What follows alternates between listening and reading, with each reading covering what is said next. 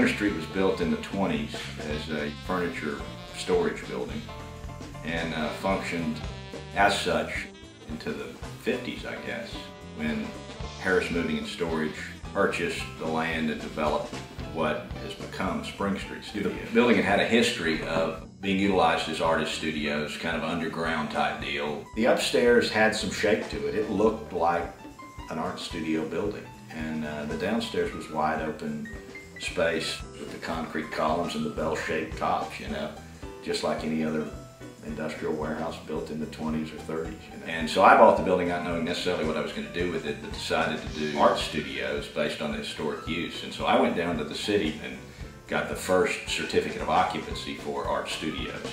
And we started leasing the building in 2005, having built it out in phases.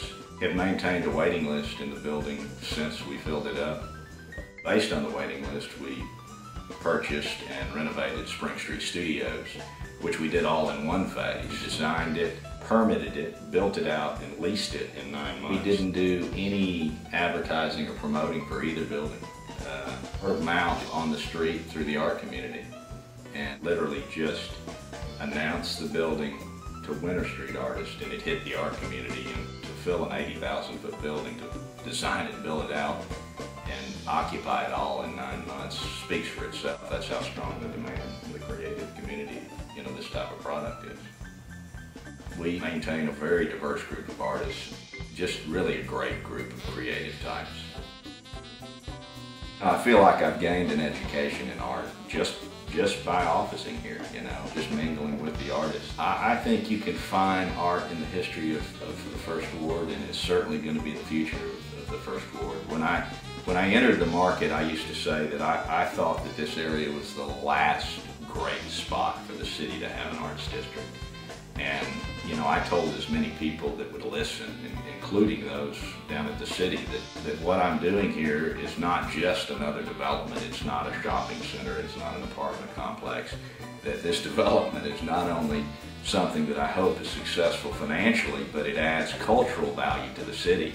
You know, I think it's really going to be a great thing for not only the First Ward Arts District, or what I refer to as Houston's Arts District, but I think for the city as a whole. The artists are integral in it. I mean, I can only do so much. I can put up sticks and bricks and make unsightly buildings great places to be, but the artists have to connect and communicate and form community, and that's what they've done. We've certainly got the largest community of artists in the city, and I would say in the state, and probably match up to the largest art communities in the nation.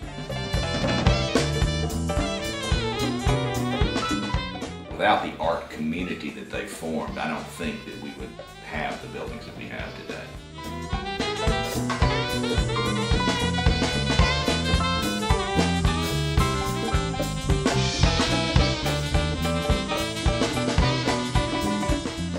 In either event, we've really got a great, fun, creative base at Spring. Winter is to me is more of a down and dirty working space. It's a very active, constantly ongoing creative community over there. I mean, they literally are 24/7. It's a very active, creative space. Winter and spring, in my opinion, are one of the best kept secrets in the city of Houston as it relates to a cultural value. And you know, our intent is to put the artists of winter and spring in front of as many Houstonians as we possibly can. A connection to that is our Second Saturday events, which occur every second Saturday of every month. And it's an informal open house where the artists will open their studios to the general public, and they work and entertain and sell art, you know, on these Saturdays. We also have, in addition to the second Saturdays, we've got the formal open houses, which occur in the spring. As years go by, the crowds increase, and the word on the street about what we offer here at Winter and Spring is there. The art community, the art-related developments in the city of Houston are part of what the city of Houston lacks in comparison to other great metropolitan areas.